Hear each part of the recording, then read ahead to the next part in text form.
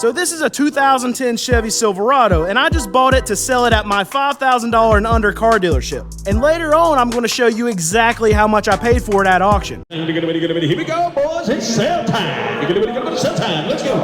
And at the end of this video, I'm going to show you what I'm trying to sell it for. All right, so one of the most common questions that I get here at my car dealership here on YouTube, because I am a car dealer that sells cars that are $5,000 and under, is Brandon, why don't you ever have any trucks? Well, in this video, I'm going to show you exactly why. You got to think about what we're doing here. We're selling vehicles where I like to be is under $5,000. So what does that mean? When I go to auction, when I pay the price for these vehicles, and I still want to make some money on them, that means I have to be substantially under $5,000. $5,000 is my cap of what I want to sell it for. So that means I need to buy something at $3,500 or less to be able to give me some buffer to, one, fix it, and then two, make some actual money on the vehicle to have it out here on my lot. And here's the thing. If I'm buying a truck that's $3,500 or under, that truck's going to be a dog. It's going to be one of the worst of the worst of the worst vehicles that I could ever possibly buy at auction. Trucks are very expensive, even wholesale. They are very expensive. And there's not very many out there that I can buy for $2,500, $3,000, $3,500 that I even deem worthy to come out here on my car dealership. On my car dealership where I'm selling a van for $2,500. Even me buying these kind of cars, these kind of vehicles, trucks that are going to be sold under $3,500 at the auction are not worthy enough for me to buy, to feel safe, to put my name on it, to sell here at my car dealership for under $5,000. That is the biggest reason why you will almost never, ever, ever, ever see a truck here at my car dealership. Except for today. Let's talk about it. All right, so let's take a look at this one. This one's a 2010 Chevy Silverado, and we'll go inside. We'll look at the miles here in just a second, but I want to give you the full walk around first. We've already had it detailed. No, we don't buff the headlights on the range that we're going to sell our vehicles. It doesn't matter. Maybe they would sell a little bit faster. They would look a little bit better, but in all actuality, the time that it takes for us to do that with as many cars as that we sell, it doesn't make sense for us to take the time to actually do that. So we saw the front of it. We can look. Tires look really good on it. One thing I do want to point out for those of you that are not from my area, that are from up north, 2010 truck usually is going to be eaten away by rust, right? Look here. This is a North Carolina truck. You can see in there, we're not dealing with rust here. And that's why I can exist the way that I do, selling the kind of cars that I do for under $5,000, is because even the high mileage, even the older vehicles that I can buy and sell, North Carolina, rust is not an issue. All right, show you this side over here. It does have a toolbox, and I am not sure if I have the key for it. And it's locked. Oh no, there's a lock. It's not even attached. I probably should look inside. I'll do that later, but there might be some tools in there I could take before I actually sell it. It's got a hitch. This one is two-wheel drive. It's not four-wheel drive. One thing I do like about it is it's got the dual exhaust. I'm pretty sure aftermarket, and it sounds very, very good. But the biggest thing about this truck that's my favorite is whoever had this thing took such good care of it. I mean, we've already had it detailed, so it's clean now, but I'm going to show you in just a bit what it looked like when I first got it. We'll go back in time here in just a little bit in this video, and I'll show you my first impressions of the truck. But you can see back here, I mean, whoever had it took very good care of it. We got a little wear right here. Not too much, not too bad. But biggest thing I want you to see is right here, and why this truck was able to be bought for the price that I bought it for. Sounds great. You hear that? Turn the air off so it's not blowing right into the mic. You see that right there? Let's see if I can get it. I'll zoom in a little bit. I don't know if you can. I'm not sure if the camera is showing the actual numbers. Sometimes it does weird things with these digital displays. But on the odometer, it has 252,498. And it's hot in here, but 252,000 miles on this thing. As clean as it is, but still 252,000 miles. Ton of miles for this truck. AC's cold, drives great, feels good. But that's one of the biggest reasons why you're not going to see trucks on my car dealership that are $5,000 and under. And let me get into exactly what I paid for it, because I'm kind of cheating here a little bit just to show you this fact here. All right, so let's go over the actual numbers of this truck. So here, this is my bill of sale. I just got it folded over to hide our information or whatever. But this is 2010 Chevy Silverado 1500. That is the truck. So for that truck, I paid, you can see right there, $4,800. That's what I paid for the actual truck. Now, the auction, they're going to get paid. They get a buy fee, they get a sell fee on every vehicle that goes through the auction. On this one, I paid $295 for my actual buyer fee on a $4,800 truck. So that total comes out to what I paid the auction total for the truck and for the buyer fee, $5,095. So I can just go through really quickly what else we have in this truck. Truck was $4,800, buyer fee $295. Transport on this truck, it's $100. It's about 55 miles away. So our transporter, that's what they charge us. That's about standard for what we'd pay to get any vehicle transported. It's not more because it's a bigger vehicle. It's all on distance, and that's how much we get charged from this auction to actually get a car transported. Inspection fee here in North Carolina, I've got to get anything that's newer than 20 years old inspected, and emissions and safety costs us $30. And then the detail on that truck, it wasn't very dirty. I know if we have an extremely dirty vehicle, we get charged a little extra, and it's like like 100, maybe a little bit more than that if it's really, really bad. But that was pretty clean, so detailer wouldn't have to do too much on it. So I'm guessing on this one, but I'm almost certain that it would be a $75 detail fee on this one. So we add all this stuff up. And since the public school system has failed me, we're just going to throw it here in my calculator, and the total comes out to $5,300 is what we actually have in this truck, all in as of right now. Luckily, we didn't have to have a line item that said repairs or parts or anything like that. Didn't have to do anything to it. Very lucky on this truck. That's actually a rare situation. Usually we have to fix something on it, but for this truck, all in, $5,300. So as you can see in the numbers, this truck is absolutely out of my range, and this is why I'm just never going to have something like this on my lot. If I want a nice truck that's not ripped all to pieces, that's not a dog, that doesn't have some monster mechanical problem that I have to deal with, this is kind of what I have to reduce myself to, is buying something that's got 252,000 miles. And even with that, we still got $5,300 in it. I want to sell cars and trucks and SUVs and vans that are under $5,000. There's no way I can do that with trucks, even with crazy amounts of miles. I mean, this is still a 16-year-old truck. It's still got 250,000 miles. And even with that, wholesale, what I paid for it, $5,300. Absolutely insane. All right, so we'll go back in time here for a second. We're actually going to get my first impressions of this truck. We just got it dropped off from transport, and I'm going to drive it and see what it looks like. First thing we're going to do, though, before we crank it, before we do anything like that, we're going to check oil, check coolant, make sure the fluids are good. I don't want to even crank it if it's out of oil, right? So we're going to do that, scan it, see if it's ready for inspection, drive it a little bit, make sure everything's safe, make sure brakes are good, and it's clean. 250,000 mile truck. Look at that. This is how it came in. Like, I mean, we're still going to have to vacuum it, but no stains. I mean, there's floor mats in the back. Yeah. Look at the dash. Super, super, super clean. Well, we got a little bit of wear. I don't know if you can even see that on the camera. Oh, I don't need to pull it all out. Maybe I do. What is that coming from? Oh, that was like seat covers. That was seat covers. That's just left off. They just ripped it out instead of actually putting it. Okay, that's good. So that's why the seats are so clean, because it had seat covers, and I guess the previous owner wanted to keep their seat covers. So they took them out before they traded it in. All right, got to look at the motor here. I don't see any puddling, really any crazy moisture. I don't see any moisture. Usually, especially if you see any kind of like caking down there below valve covers, then that's something we would have to deal with, but I don't see any of that at all. Looks really dry. That also might mean it doesn't have any oil in it. Let's see.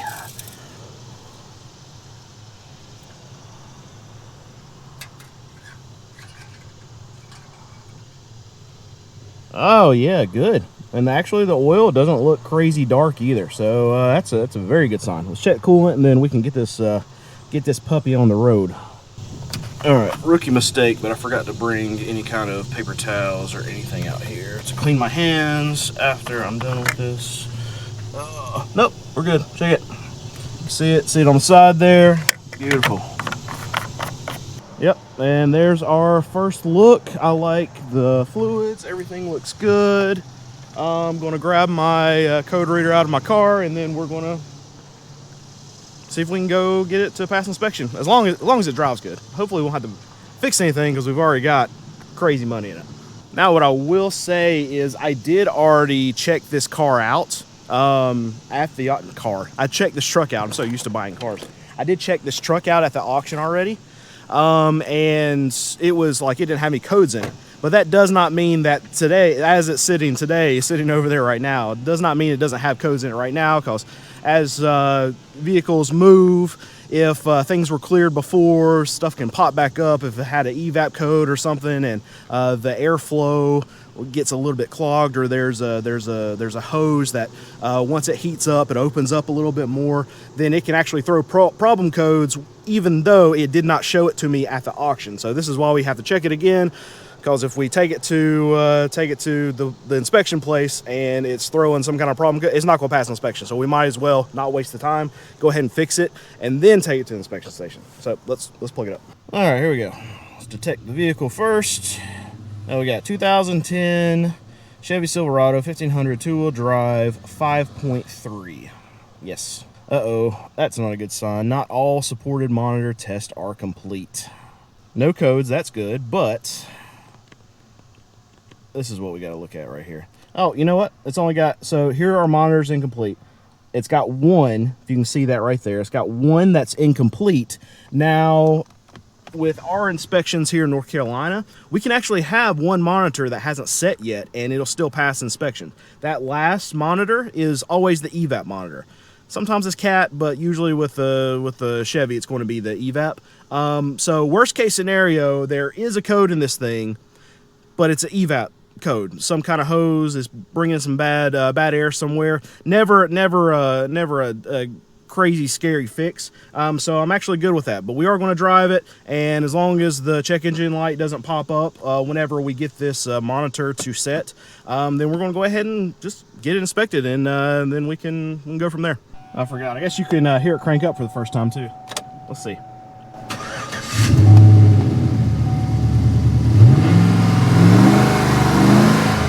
Yeah, that sounds good.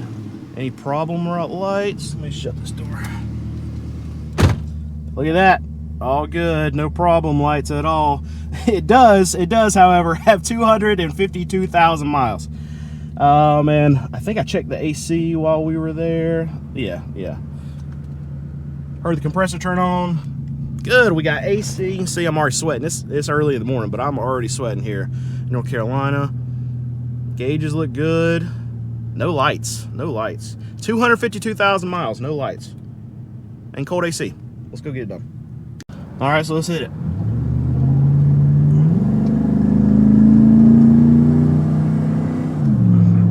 Sounds good, feels good. Sounds like there's just a tiny bit of a creak from like some struts or something, maybe, but I mean, I'm trying to be nitpicky here and trying to find something wrong with it, and there's not much. It's very surprising. Maybe I should buy more 252,000 mile trucks.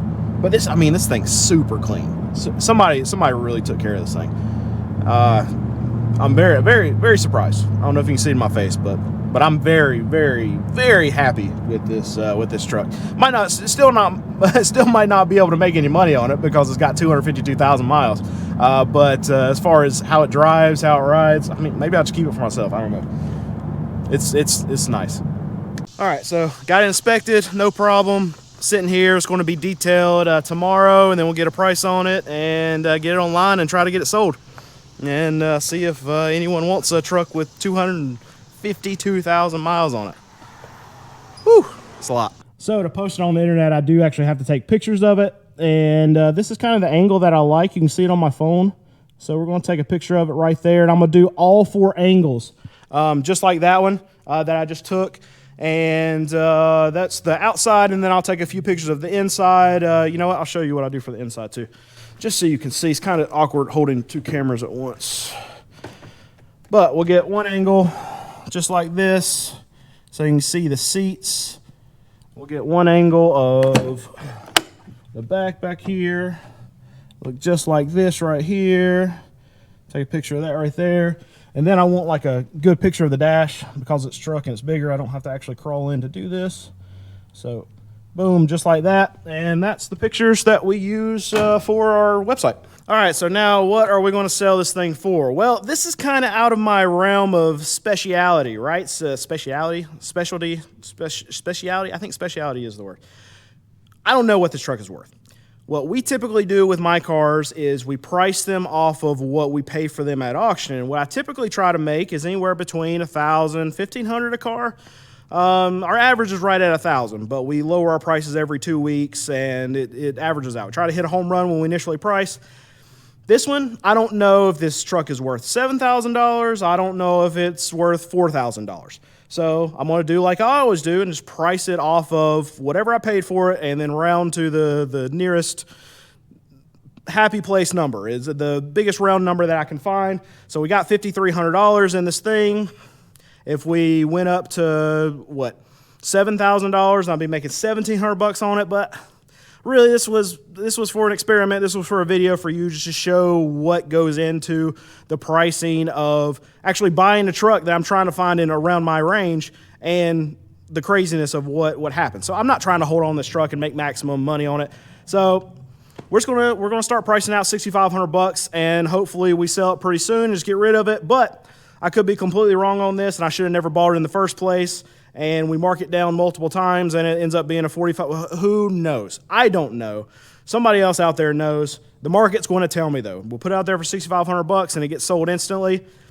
Market's probably telling me I priced it too cheap and maybe I could buy more stuff like this and put it on my lot. But then I'm not that car dealer that sells cars that are $5,000 and under. But maybe we can expand a little bit. Anyway, we'll start this thing off at $6,500. If we make $1,200 on it, in my book, that's a home run. I think that's fair. I think it's probably a fair price for the truck. Then again, I don't know, but that's where we're going to start it. I just put the price up there. What's funny is we actually I had to go look for a 6 number to be able to put it on there to do $6,500 because we don't have $6,000 cars. So we really only have ones because every once in a while we'd have a $1,500 car. But we have 1s, 2s, 3s, 4s, 5s, and 0s. And there's no need for us to have 6s or 7s or 8s or 9s because we don't ever price our cars higher than that. I always like round numbers that go up by 500. So we do $2,000, $2,500, $3,000, $3,500, and so on up to $5,000. And no need for a 6, but we're going to do 6 on this one, I guess. So just to save questions for Nate, my poor sales manager has to deal with all you crazies out there. Yes, I'm literally posting that truck today as you're seeing this video. But here's the thing. We buy these cars from auction and they don't get the titles to us immediately as soon as we buy these vehicles. But in North Carolina, I can sell to a North Carolina resident if I don't have the title physically in my hand. So I know a lot of you people from California want to fly over here and buy this truck from me. We can't sell it to you. I can only sell it to a North Carolina resident. I don't know why I can't say Carolina right now. If I don't have the title in hand, but it's on its way to me. So I'm very sorry for all of you that are out of state. Please don't even call on it. Don't waste Nate's time. He doesn't like you. He loves you, but here's the thing. I know there's going to be a lot of questions about this truck because we're putting it on a video. I don't do this very often, and I'm just trying to show you how crazy the truck market is and how much trucks cost.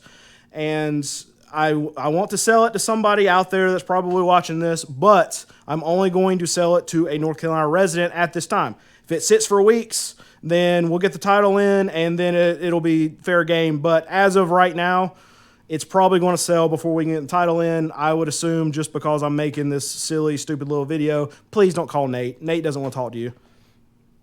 Fair enough. Fair enough. Fair enough. So that's the most political answer that he can give saying that he doesn't like you. Thank you, Nate.